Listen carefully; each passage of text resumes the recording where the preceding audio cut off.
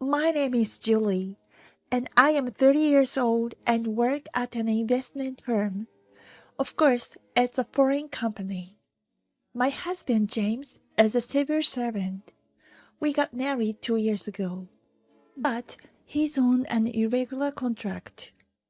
Because the contract renews every fiscal year, the end of the year always fills us with anxiety.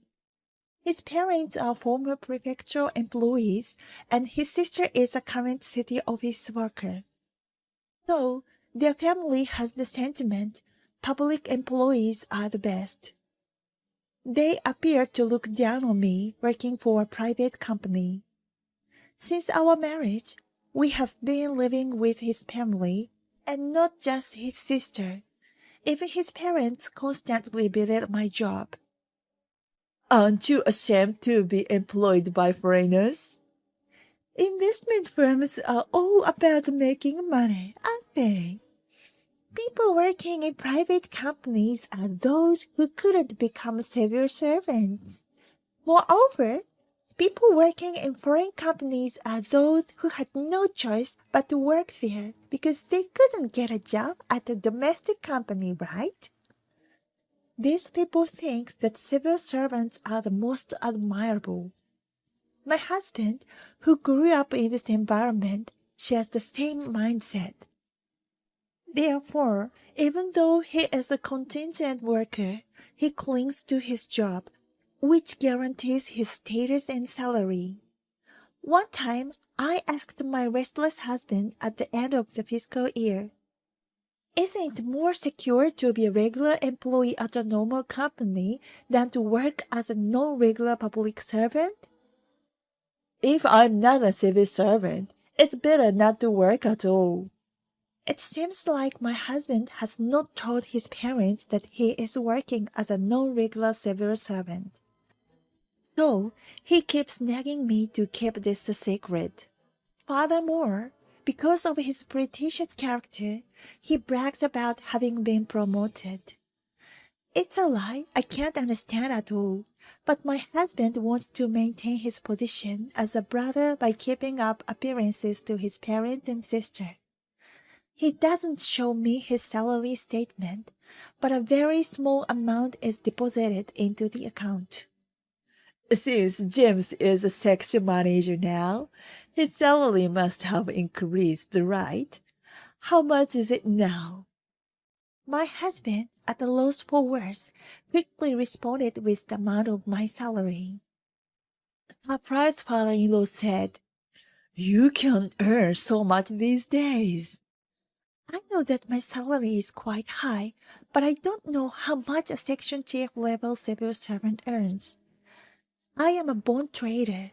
Most of my salary is commission-based, but recently I have been consistently making profits. So compared to general company employees, I am quite a high earner. Hearing the amount of money my husband mentioned, my mother-in-law said, "I can't simply compare it with our time, but it seems James is living up to expectations," she said with pride. His sister, who also works at the city office, heard our conversation. "If it was the city office, he might be at the division head level. The prefecture office sure does pay well, huh?" Looking at everyone's reactions, my husband seemed even more uncomfortable. He seemed to regret telling them about my salary and quickly changed the topic. "Let's drop the talk about salaries. The other day, someone from the housing company came by. Are we thinking of doing some renovations to this house?" A sales representative from a housing company had indeed come by. Anticipating my husband's thought process, I decided to play along with the topic of home renovations. "About remodeling the kitchen, we are—" My mother-in-law cut me off, yelling, "Don't interfere in family matters. You're just a daughter-in-law. Be quiet. You should do as you are told." My mother-in-law glared at me with a frightened expression. she always seems dissatisfied with my actions and words. The primary reason for her discontent seems to be that I'm not a public servant, and the fact that I take my husband's entire salary and give him an allowance seems to particularly irk her. My mother-in-law believes my husband convinced that he is making a fortune. She has concluded that I am controlling his salary. In reality, most of my husband's salary is spent on his pocket money, and our living expenses are almost entirely covered by my salary. As for my sister-in-law, she contributes nothing towards living expenses. You are taking living expenses from an old couple that only receives a pension? James is making so much, so you're not struggling, right? She declares with no intention of contributing. Living in my husband's family home means we don't have to pay rent, and we can get by on my salary alone. However, the situation is undeniably unfair. Unable to participate in the conversation about the housing company, I quickly cleaned up after the meal in the kitchen. Neither my mother-in-law nor sister-in-law lifts a finger to help with the housework. After finishing work, I rush back home and prepare meals, clean, and do laundry without a moment's rest. One of the benefits of working for a foreign company is that as long as I perform, there's no overtime. The fact that I can leave work on time is a blessing. I can separate work and private life, and I don't have to bring work home, which is a great perk. On his days off, my husband works on his computer at home. I worry if it's okay to bring work data home and work on it these days. When I try to ask my husband about it, I can't work overtime, and if I don't finish within the deadline, I get yelled at. Don't interfere, it's none of your business. Ironically, I was the one getting scolded. My husband has been in a bad mood lately, and he flares up as soon as I start talking. He even yelled at me when I tried to inquire about the housing matter. It's none of your business. Didn't Mom tell you that already? Just follow the rules. That's all you need to do. Despite handling the household chores and finances in this home, I am dissatisfied with my husband's attitude of not telling me anything. One day, a person from the home builder arrived at my in-laws' home with a computer. Everyone but me started discussing floor plans and sat in front of the housing CG. When I tried to take a peek while serving tea, "You don't need to look. Go away," she yelled at me. I was surprised to find out that they are planning on building a new house, not renovating it. My father-in-law had been talking about rebuilding the house as it was getting cramped. It seems that was true. My in-laws, who had quit their public service jobs, have a lump sum of retirement money. I suppose they plan to use that money to build a new house. And since I moved in, they've been living on a pension, but they don't pay any living expenses, so they should have plenty of money. I decided to distance myself from this matter. What concerns me is whether my sister-in-law intends to live in the new house as well. My 28-year-old sister-in-law could get married, but there's no talk of that. So I guess she'll live in the new house. I despise her as much as my mother-in-law for not helping with any chores and constantly complaining. I wish she would get married already, but my father-in-law told the home builder, "My daughter might get a husband. Can't we add another room? I'd like a house where my son, my daughter, and her husband, and we can live. 3 households." Surprised to hear that my sister-in-law's husband might also live with us. And more importantly, Not my son's family, but just my son. I was surprised that I was not included. The house they are about to build should be quite large. But no matter how you look at it, the current site won't accommodate 3 households. Since my in-laws and sister-in-law are the ones building the house, I can't say anything. But I think the cleaning will be difficult. The men went out to see the model room and the construction site later. You are staying at home. You are not involved. Mother-in-law spitefully threw out those words. She probably expected me to retort. She glared at me with an unamused look when I didn't. It seems that the housing construction is progressing. I am not given any information, but my in-laws and sister-in-law have started preparing for the move. Seeing my husband doing nothing. Aren't you going to prepare for the move? Why should I? Aren't you the one doing it? Upon hearing me speak as if it were someone else's business, my husband got angry. I am at a loss as to why he is getting angry, when I don't even know when or where we are moving. Afterward, I started preparing for the move whenever I found time, but I packed my husband's and my belongings separately. I was fed up with my mother-in-law's attitude and was also feeling suspicious towards my husband due to the new house matter. When I tried to confirm the moving day with my husband, "Just get ready, you don't need to know," that's all he would say. From the conversation during meal times, I understood that the move was probably soon, but strangely, they are not telling me, their daughter-in-law, anything. Not telling me anything. Do they think I'm just a housemaid? I only found out about the move when the movers arrived. As I hurriedly started cleaning up the breakfast dishes. Leave them as they are. We can just buy new ones. By the way, do you plan to move into the new house with us? At that moment, I realized that they are excluding me from consultations about the new house's floor plan, and not telling me about the moving day was all to kick me out of the in-laws' house. My husband, laughing behind my mother-in-law, didn't say anything. He probably shares the same thoughts. That being said, the reason why I packed my things separately from my husband was that I had anticipated this would happen. Seeing me unfazed, "I hate you.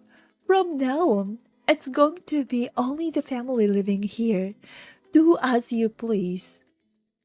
Mother-in-law yelled with a dissatisfied face.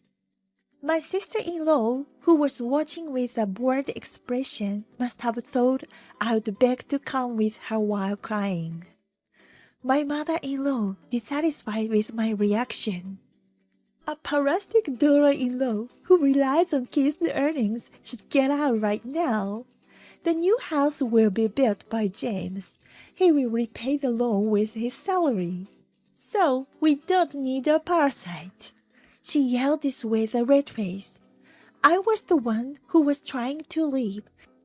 Hearing that the mortgage repayment would come from my husband's salary, I nearly burst out laughing. It seemed that my husband hadn't heard about repaying the mortgage from his salary, from his mother. He couldn't hide his surprise, but he seemed to realize that he couldn't speak the truth in front of his angry mother, so he just stared down and froze. From his reaction, it seemed that his parents believed they wouldn't use their retirement money, and that their extravagant son would build a new house by repaying the loan. I became interested in how the loan repayment would proceed in the future and informed them with a smile. Understood. I will proceed with the divorce from James. You all please go ahead and move to the new house. My mother-in-law didn't like my reaction and started shouting something, but she was pulled away by my father-in-law and sister-in-law and left the in-laws' house. To my husband, who was left behind, I will bring the divorce papers later, so please tell me your new address. I'm sure it's a magnificent house. Since I haven't been informed at all, I'd like to see it once. When I told him happily, my husband reluctantly told me the address. My belongings were few, so I had them transported by a friend. After that, I switched all the public utility bills of my in-laws' house to my husband's name. I returned to my parents' house for the time being, and once I was settled, I went to the address given by my husband to get his signature on the divorce papers. The new house where my husband and his family lived was indeed a three-family house, and it was large and impressive. As soon as my mother-in-law saw me, she rushed over to me. "Parastic daughter-in-law, what are you here for?" she shouted with an awful look on her face. But I ignored her and asked my husband to sign the divorce papers. Mother-in-law said to my husband, who was signing the divorce papers, "Useless wife. It's because she's not a public servant. Sign it quickly." Turning to my mother-in-law, I said, "What a wonderful house. Are you sure you can afford it with James' salary?" Speaking in a sarcastic tone, my mother-in-law's face turned red with rage. "You are an outsider now, so don't worry about us. Take the divorce papers and leave quickly." I wanted to look at my husband's pale face a little longer, but I picked up the divorce papers and left immediately, keeping an eye on my explosive mother-in-law. I went straight to the municipal office to submit them and decided to look for a new house for myself. I was tired from married life after this incident and decided to live alone in a one-room apartment for a while. The property near my workplace met my needs, so I moved immediately and started my new life. It's so comfortable now that there are no roommates who brag about being public servants or dumping chores on me. Just as I was beginning to forget about my husband, I suddenly received a phone call from an unknown number. "I can't pay the loan. Julie, won't you come back to me? I'm calling from a friend's cell phone. I can't pay not only the mortgage, but also the electricity and water bills. My cell phone has also been disconnected." My ex-husband spoke through his tears. I thought he could ask his parents and sister for help, so I said, "Your sister is a full-time civil servant. Your parents are retired civil servants, and they must have a lot of retirement money, right? They also have a pension."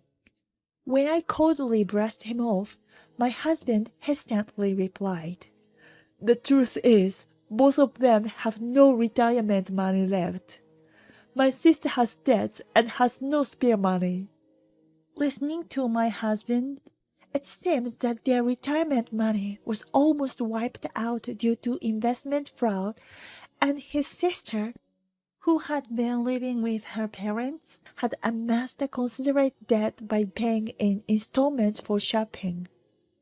Perhaps the reason why my mother-in-law, who works for an investment company, harbored hostility towards me was because she had been a victim of investment fraud. After that, they probably wanted to show that they were living a better life than others by buying luxury goods, whether it was the pride of being a public servant or not. It turns out that his parents also have debts, and their pensions are being used to pay them off. I didn't know that his sister, who was still young and had only brand-name items, had bought them all on credit. "Actually, I lost my job." The reason his contract was not renewed was because it was discovered that he had been working from home with data he had taken from work. Of course, that would happen if he took out confidential data. I wish he had realized when I warned him, but it's too late now. However, I thought that life of the in-laws' house without my salary would be very hard, whether my ex-husband was working or not. My ex-husband was not honest about being a non-regular public servant. The in-laws were keeping it a secret that they had lost their retirement money to a scam, and the sister-in-law was keeping it a secret that she was in debt. Everyone in this proud civil servant family had nothing to hide. When I was still living there, they might have been able to cover it up, but now that they've moved to a new house, they can't manage their lives and seem to have called me out of desperation. Of course, I had no intention of getting back together with them. I declined and hung up the phone. After that, the phone rang many times, but when I kept ignoring it, the calls eventually stopped. Later, when I visited their new house, I saw a for sale sign. There happened to be someone from the housing company there, so I couldn't help but ask what had happened to the in-law family. It turns out they sold the house immediately after it was newly built, but it seems they still have a loan. The man from the housing company also said, "I was surprised by that family. Despite their bragging, they said they would sell immediately if they couldn't repay the loan. Because a relative was a co-signer, it seems to have caused some trouble." He spoke with a baffled expression on his face. Since a relative had co-signed when they took out the loan, it seems that the relative had to take over the debt. When this became known, given their past bragging about being civil servants, it seems they are now being shunned by their relatives. After all, it's no wonder, given that they are causing trouble for a relative who works in a private company by having them co-sign. As I relaxed on the sofa at home, I laughed at the ridiculousness of imagining what my ex-husband and his family, who now had no one to brag to about being civil servants, and were being treated as a nuisance by their relatives, might be doing now.